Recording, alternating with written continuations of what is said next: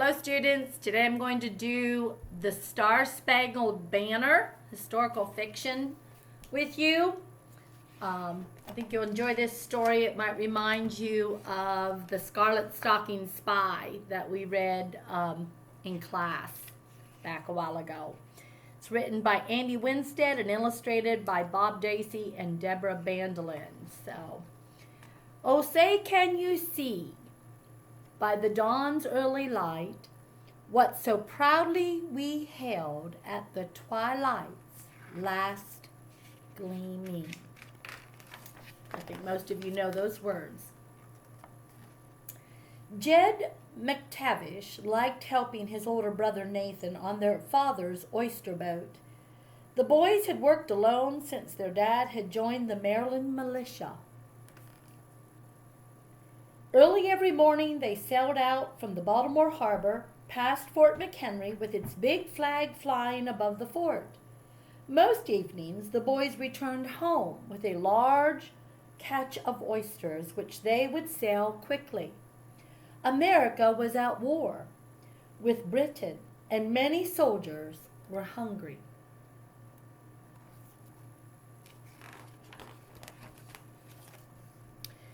One September morning, Jed and Nathan had just raised their first catch of oysters when Jed saw a British warship sailing toward the fort.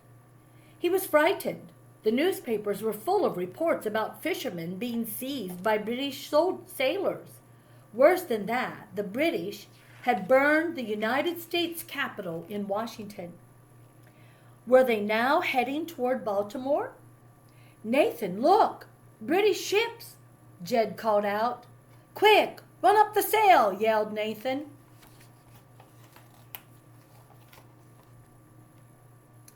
But it was too late.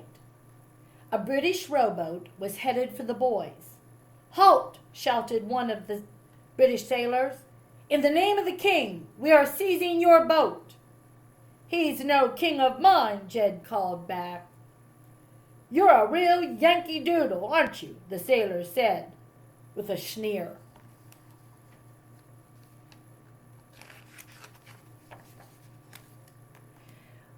When the British boat came close, Jed saw 4 sailors at the oars. A soldier guarded 3 men seated in the middle of the boat. The British sailors pulled their boat close to the boys' boat. Climb aboard, boys, the British Navy officer shouted. You can join these Americans on that truce ship that lies anchored over there. For now, you must watch as the King's Navy captures Fort McHenry. It won't be long. It may take longer than you think, said one of the prisoners. The British sailors motioned the boys into the crowded rowboat.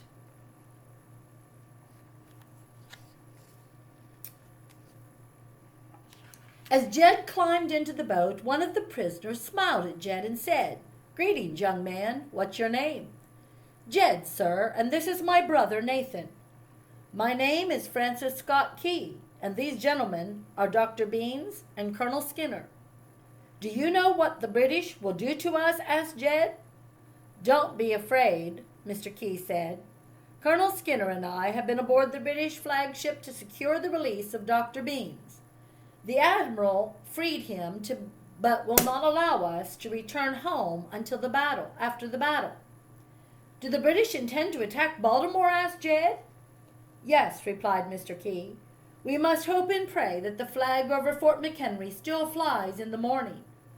The British boat delivered the Americans to the deck of a small ship that lay behind the British warships. Boom! Jed jumped as the first cannon shot roared from a British ship. Immediately the cannons at Fort McHenry fired back, but their shots fall short of the British ships. The Americans would have a hard battle ahead.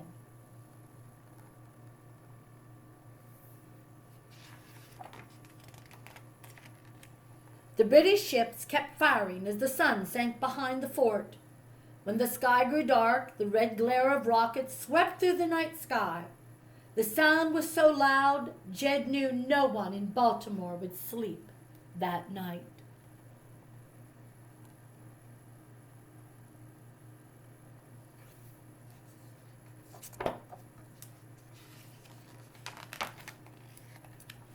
Boom, boom, boom. Hour after hour, the cannons roared and the rockets lit up the sky. Nathan curled up on the deck and went to sleep. The British guards were also napping, their muskets at their sides. Mr. Key paced the deck and watched each rocket as it burst in the air. Jed followed him, step by step. "Where is your father, young man?" asked Mr. Key. "He is serving his country with the Maryland militia." "He was serving also with the oysters he supplied to the troops," Mr. Key said with a smile. "Yes, sir, but my father knows the harbor better than anyone. He had many discussions with the fort's commander about sinking ships in the harbor. These ships now under water will keep the British ships away from shore. A daring plan, and it may save the city tonight," said Mr. Key. About dawn the next morning, the British guns fell silent. Mr. Key leaned over the rail and turned his spyglass toward the fort. "Our flag, Jed. I can still see it, even through the fog and smoke." Jed leaped up. "Where? Does it still fly?"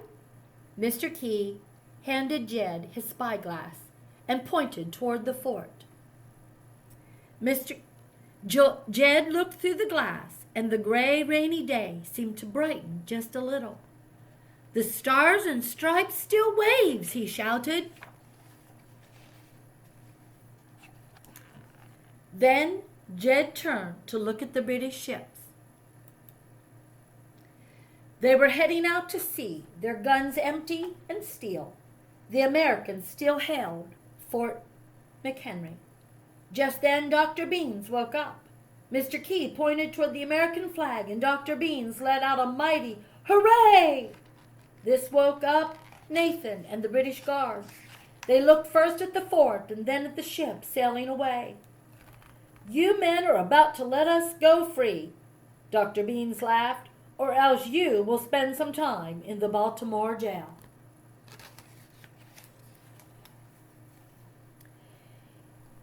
In the midst of the excitement, Mr. Key turned to Jed. "Do you have anything to write with?" he asked. "Only this stick of charcoal we use to record our oyster catch each day," Jed replied. Mr. Key pulled an old envelope from his coat pocket, sat down, and began to write. "I would like to write a poem about our great victory today."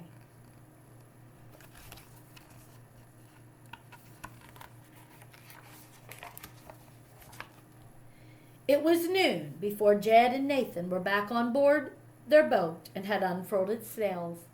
They had not caught any oysters, but they would never forget the night of September 13, 1814. Jed couldn't wait to tell his father.